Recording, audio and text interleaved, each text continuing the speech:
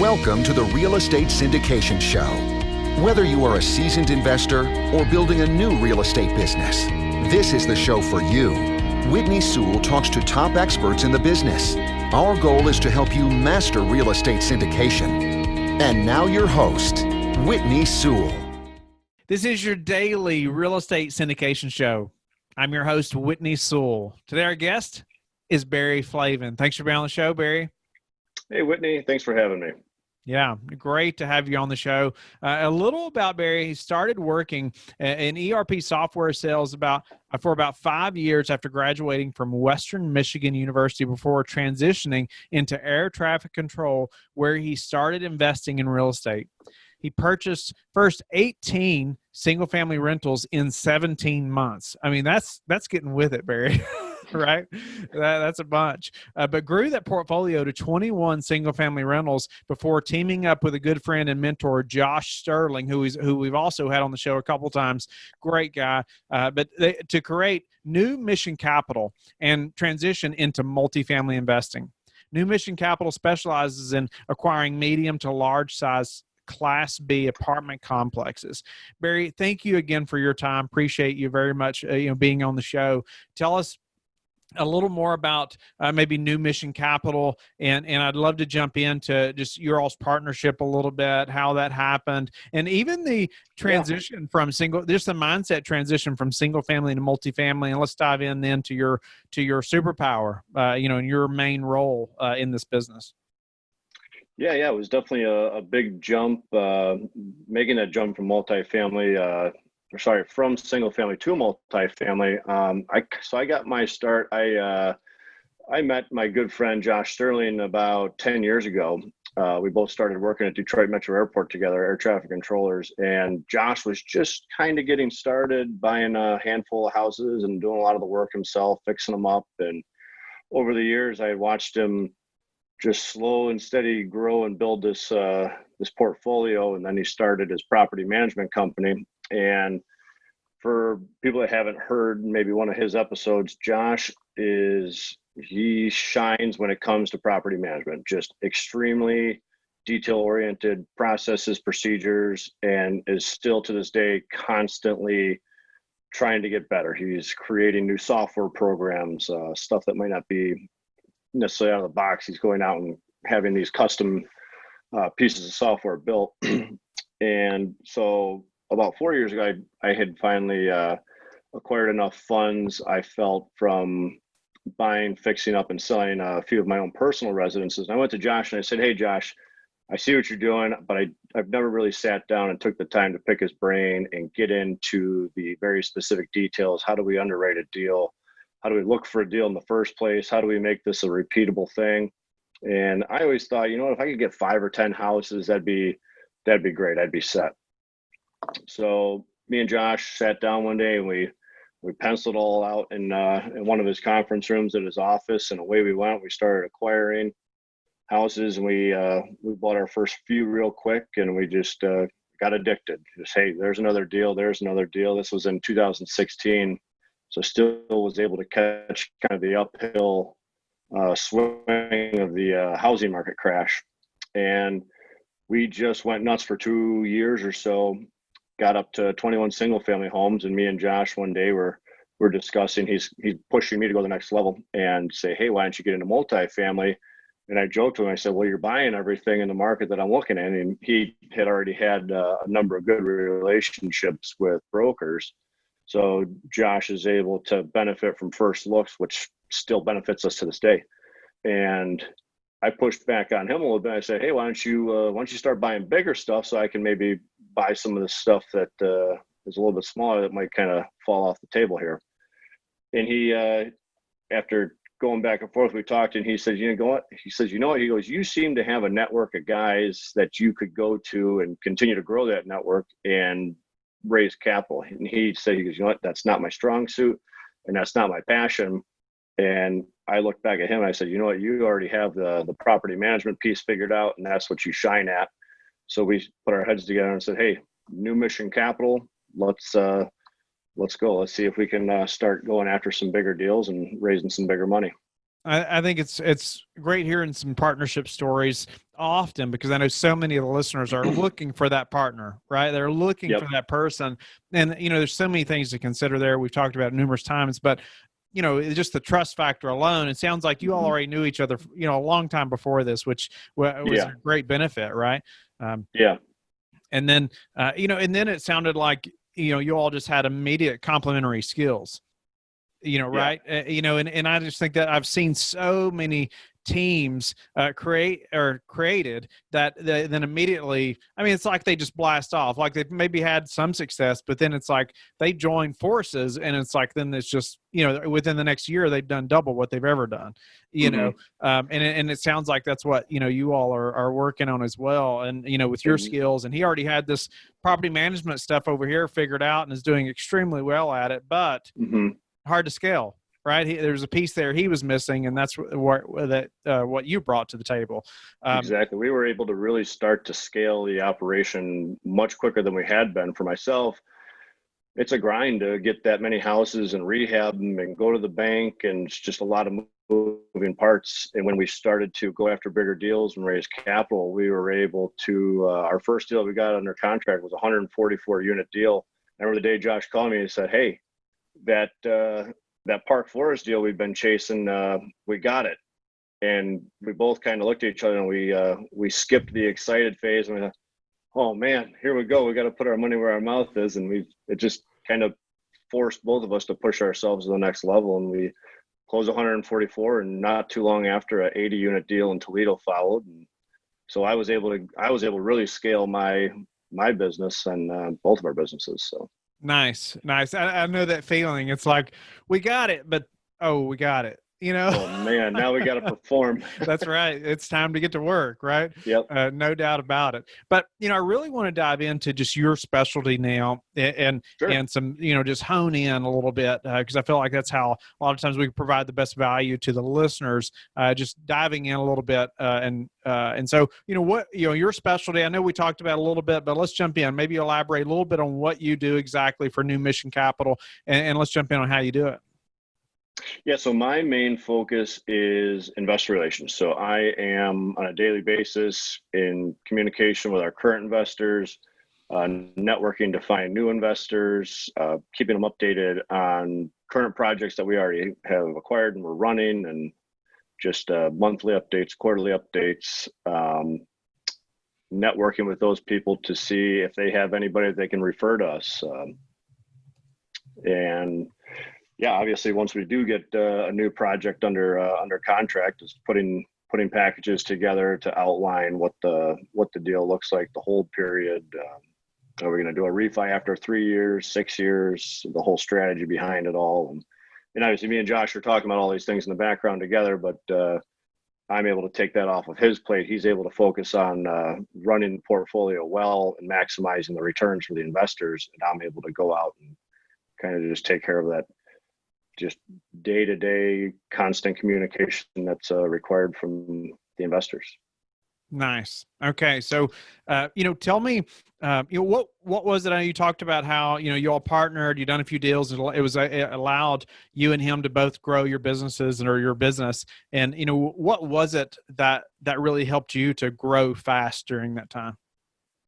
So what really allowed me to grow even faster was that I was able to kind of hit the fast forward button on the process where it made sense to team up with Josh. He had already been doing this for several years. He had a few really good relationships with brokers and already had the property management piece figured out. So I was able to accelerate that way. Here, Josh is already going to help bring some deals to the table. We're both out there turning over rocks, but the biggest thing for me is probably I got over that hurdle of kind of the validity. Everybody's always worried about, is a broker even going to talk to me? Am I going to be able to get financing on this? Am I going to have to bring in some key sponsors to get these things done? And I was able to kind of pull a lot of those pieces together by teaming up with Josh right out of the gates. What about just being able to say focus on this part of the business? Like all of a sudden, Certainly. you're used to doing all those single families, and I mean, that's a lot of management right there, right? It is. I mean, Yeah. that's a full-time job, but now you're not having to do any of that management stuff. You're not having to think about that. You can just really focus over here. You think that was played a role in that as well? Oh, absolutely. Yeah. It allowed me to put 100% focus into meeting with investors, talking with investors, building lists, getting organized. I mean, you go to have coffee with somebody or a lunch, a dinner. I mean, it's not a quick 5-minute conversation. Some of those meetings can be quick. They can be 5-10 minutes. Some people be Barry, sounds good. Trust you guys, keep doing a good job. Let me know when you need the money. But when you're bringing some newer folks on board, that's not necessarily the case. I mean, you got to start to build those relationships, that trust level. They're going to want to hear about other projects you've done in the past.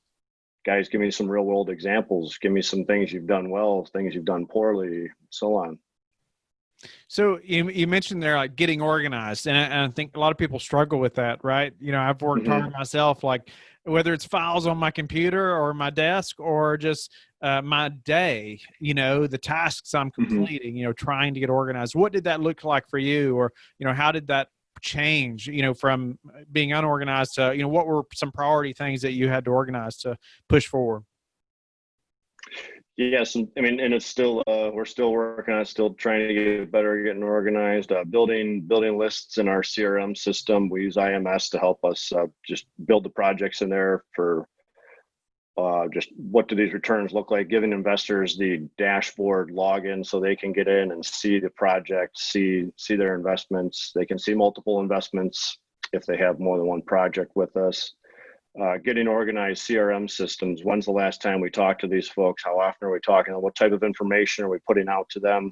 Not everybody might need to see that same information, where if we're giving a mid-quarter update to investors, that's obviously going to go to a much smaller pool of people versus if we're going to send out a big newsletter to just say, hey guys, here's what we've been up to lately. We're getting organized using these tools, and here's a new project on the way, stuff like that. Nice. So is IMS your main CRM? Do you do everything inside that platform? Yes, we're doing everything inside of IMS right now. Okay. They just got bought. RealPage now, I think, is their name shift. Right. That's right. And so what about, you mentioned like knowing when you talk to the investor last, what is that, why is that important? And what is that, what do you do, when however long you've talked to them last? Just trying to, you want to be able to reach out to folks and you don't want every time you reach out to them to say, hey, I need some money. I mean, you want to reach out to these folks just to keep them updated, say, hey guys, here's what we're doing, giving them, I don't know, maybe some information as far as, hey, this is how this project's going forward. It's on schedule as planned, or guys, here's where we're missing the boat.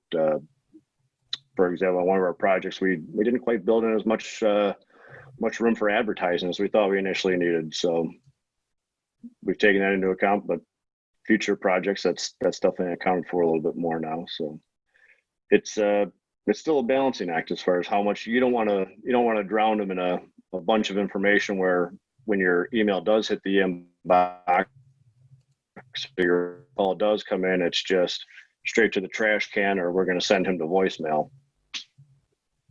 So would you say that, or how would you say that your previous experience in real estate has helped now working with investors?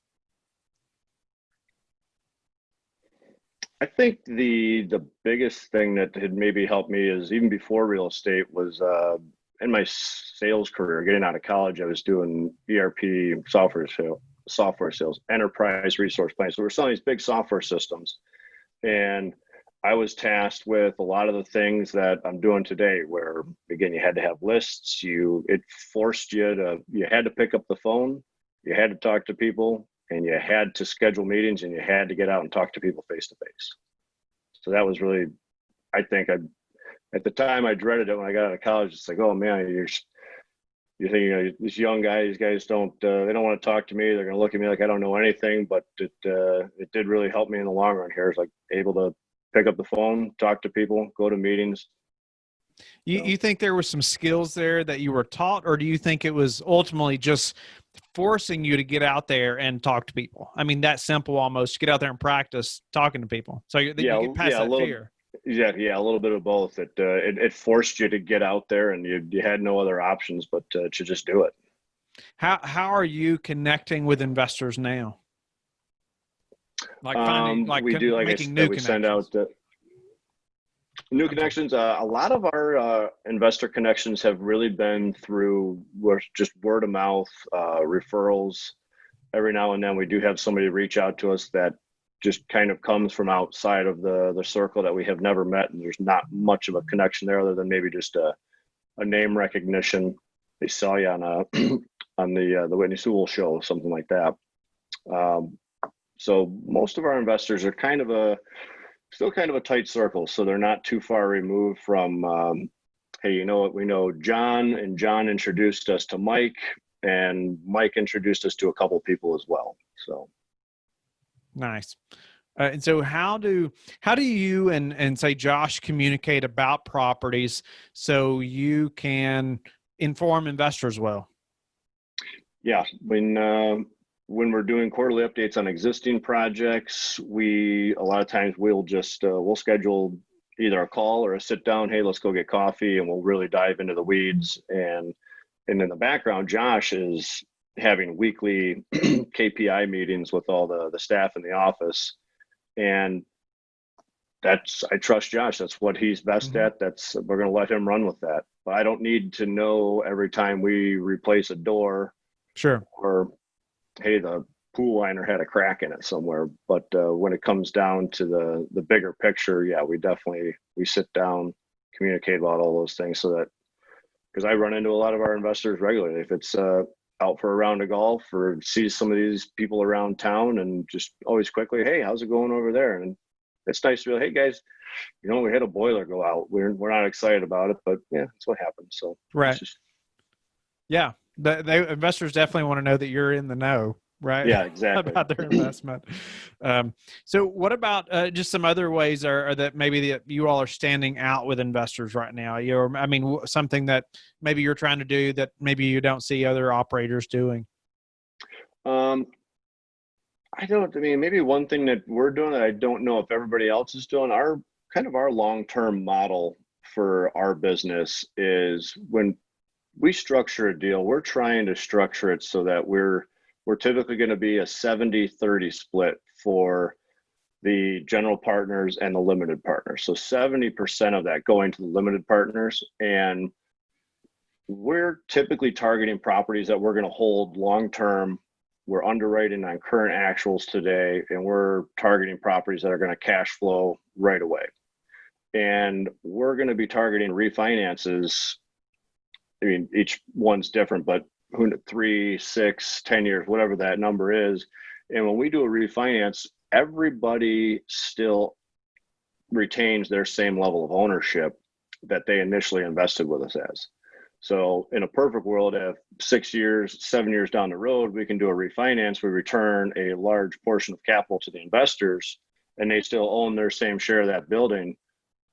I don't see why they wouldn't turn around, and if we've done a good job, they said, hey guys, go find me another project. I need to get this money back to work. So that's kind of our long-term strategy. And I've seen many deals structured different ways, where some guys will start out with very little equity on the GP side, but as those refinances come down the road, they might claw some of that back. So, and that's nothing wrong with that, just a little bit different than how we typically try to structure these.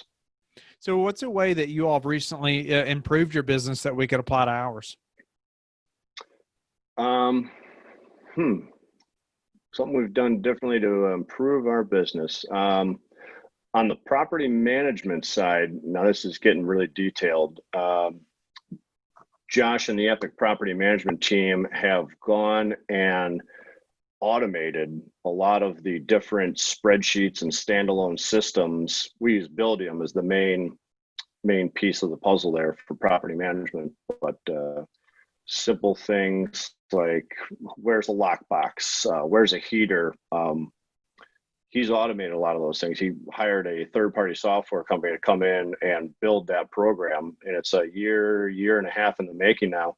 And now that is potentially going to be bolted on to maybe the bigger system. Who knows? I might be getting ahead of ourselves here, but that has really allowed the property management folks to have a quick snapshot. There's a big couple of monitors up in the office, and everybody has a GPS tracker on the vehicle.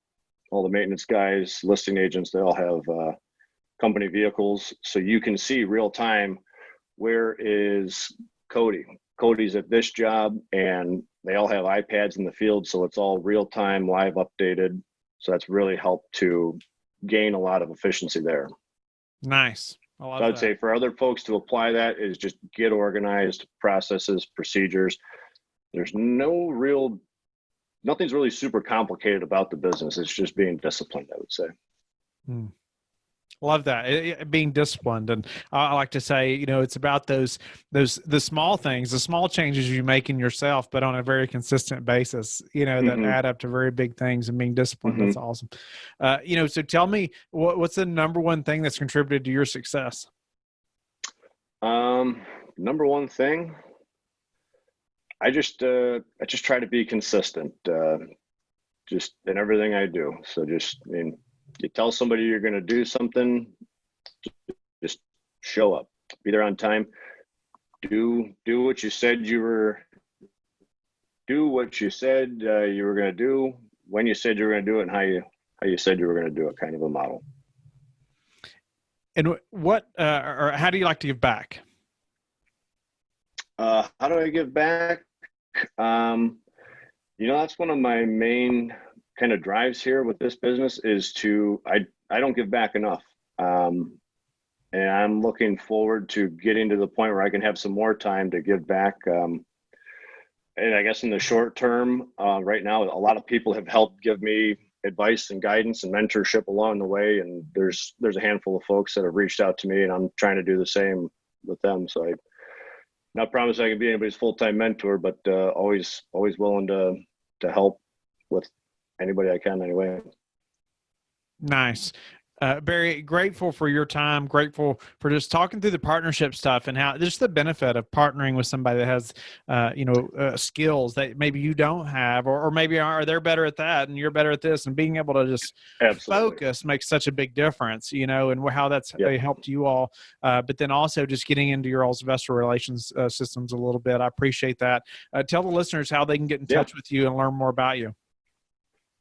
Yeah, they can get in touch with me directly at Barry, B-A-R-R-Y, at newmissioncapital.com. And you can also find us on our website, just newmissioncapital.com. Thank you for listening to the Real Estate Syndication Show, brought to you by LifeBridge Capital. LifeBridge Capital works with investors nationwide to invest in real estate, while also donating 50% of its profits to assist parents who are committing to adoption. LifeBridge Capital. Making a difference, one investor and one child at a time. Connect online at www.lifebridgecapital.com for free material and videos to further your success.